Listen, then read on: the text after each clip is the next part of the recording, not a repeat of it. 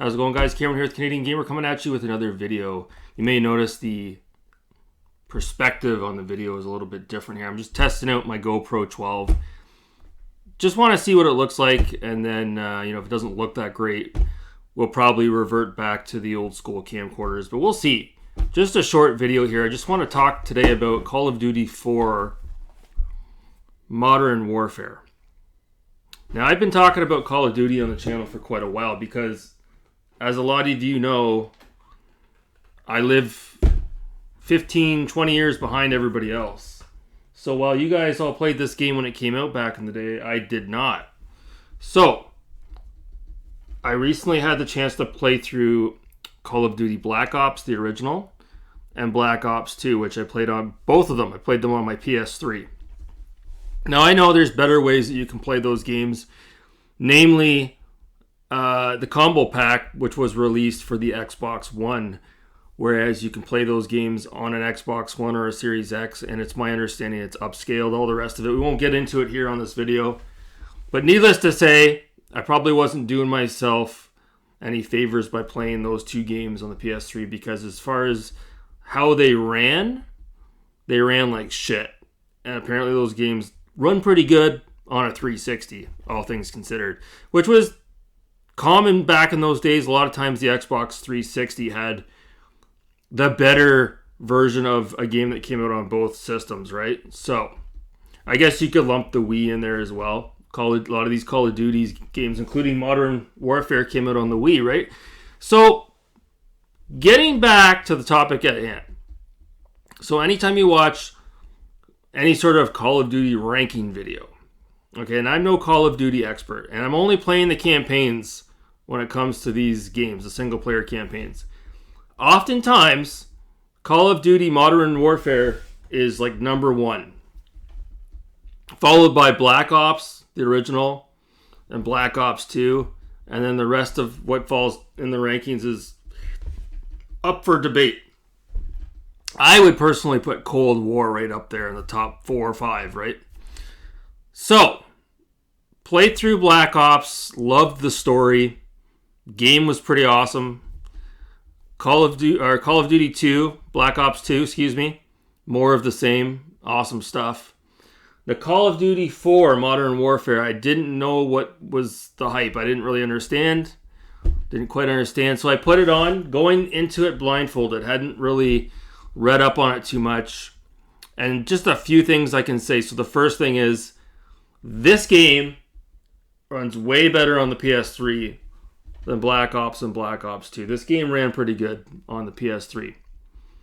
That being said, when I started playing it, I realized this game was either remastered or it was remade. I think it was remastered on the PS4 and the Xbox One. And I'm not normally a huge advocate of remasters, but this one here, I would have rather played this on my PS4. So that kind of sucked. So the thing is the campaign's pretty long. It's not a long game per se. So, back in the day, if you're 15, 16, 17 years old, yeah, you probably could have burned through this in a rental weekend, right? But me, 42 years old, pretty busy, got a lot going on in my life, all things considered. This took me almost a month to beat. I think it took like 3 weeks to beat. So what are my thoughts on it? So, polarizing statement here, but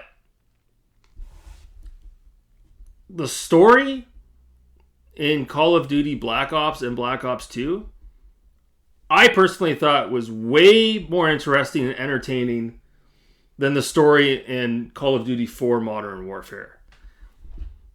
The gameplay, and for the most part, the level design, I think is better in Modern Warfare. Does that make sense? I didn't really find the story all that engaging. Frankly, I didn't really know what was going on half the time.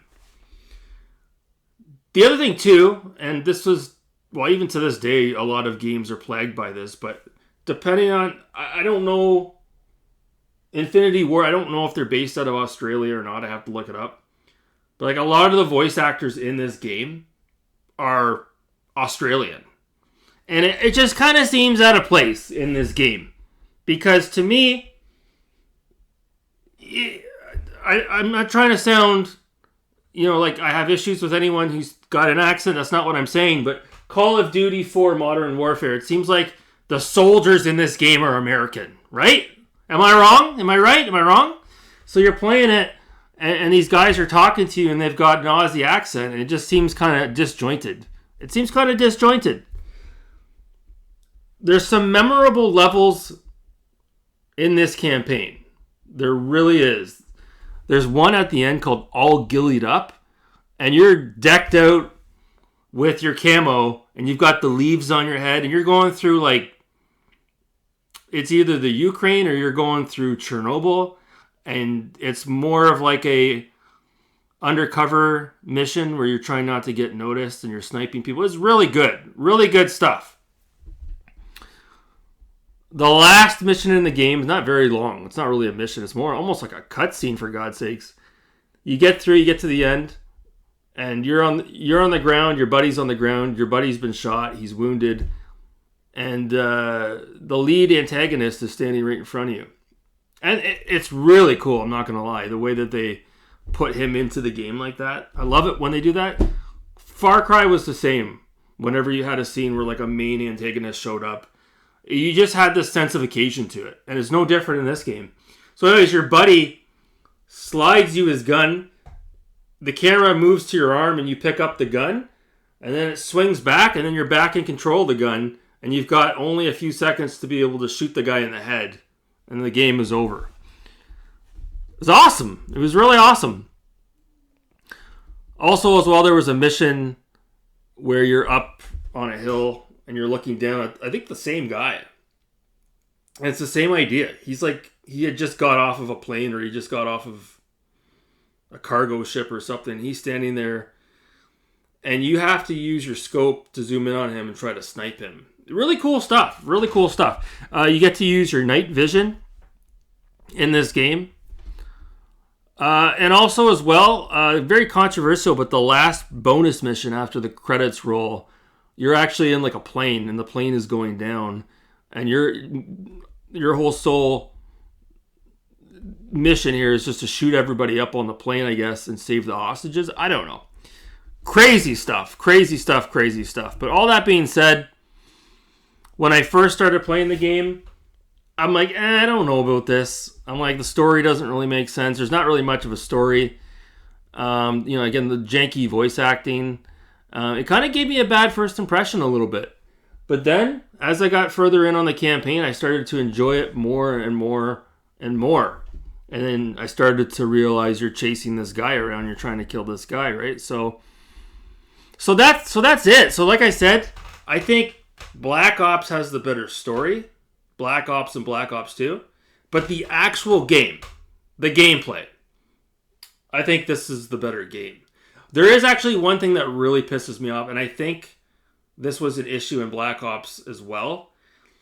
It's like they have this gimmick in the game, okay? Where it's like nobody throws a grenade at you, but the screen just says there's a grenade that's near you, right? And if you don't press, I think it's like the L trigger, L1. If you don't like press it immediately, you're dead.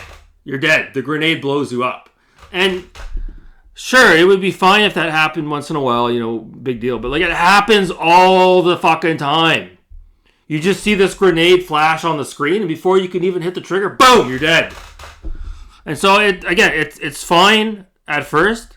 But after so many cheap deaths, it's like, okay, enough is enough. Like, this is absolutely ridiculous. I played the game on the easiest setting, and I do that for a reason, because I do not want to stress myself out when I'm playing this game. I just want to enjoy myself. And because it took me 3 weeks to beat it, I'm having a hard time really recollecting a lot of the missions, but I believe the very first mission, the introductory mission, that's the one where you're on the boat. Right? And the boat's rocking and there's thunder and lightning in the sky. And that was cool as well. Cool as hell. So like I said, on one hand, I would have liked to have just played this, like the modern version on the PS4 or the Xbox. But at the same time, there is something to be said about playing the OG version on the PS3 and giving myself an excuse to play the PS3, the original version. There were some glitches in the game. Not many, but there were some. Like, I remember one time I shot 2 guys that were up on a building on a ledge, and they didn't fall off the ledge, and they were stuck in midair like a T-pose, like in midair. So stuff like that, right? And I imagine those things may have been wrinkled out with the remastered version of this game, right? So yeah, all in all, really good. You know, if I was giving it a ranking score, I guess I would give it a 9 out of 10 as far as Call of Duty rankings are concerned. The only reason why it doesn't get a 10 out of 10, it would have to be something mind-blowing for me to give it a 10 out of 10, right? And I find with me, everybody's different, but I find as long as a video game has a really good story, sometimes I can forgive the less than impressive gameplay, if that makes sense. You're talking about games like Alan Wake, Deadly Premonition. Those games do not have good gameplay mechanics, but the story is so good I can forgive it, right? I can forgive it. This game's the opposite. The gameplay is spot on. It's really good. It's just the story is kind of even the story, like once it gets going halfway through, it gets better. But it is a bit of a slow burn. It is a bit of a slow burn at the beginning. So from there, I don't know where I'm going to go. I can go to... So Call of Duty, this was called Call of Duty 4, Modern Warfare. But after this came out, they dropped the numbers. And after this, it's just Call of Duty Modern Warfare 2. But there's so many different Modern Warfare games and reboots that have been released over the years. It's so hard to keep up. I can't keep up with it. It's insane. I don't know.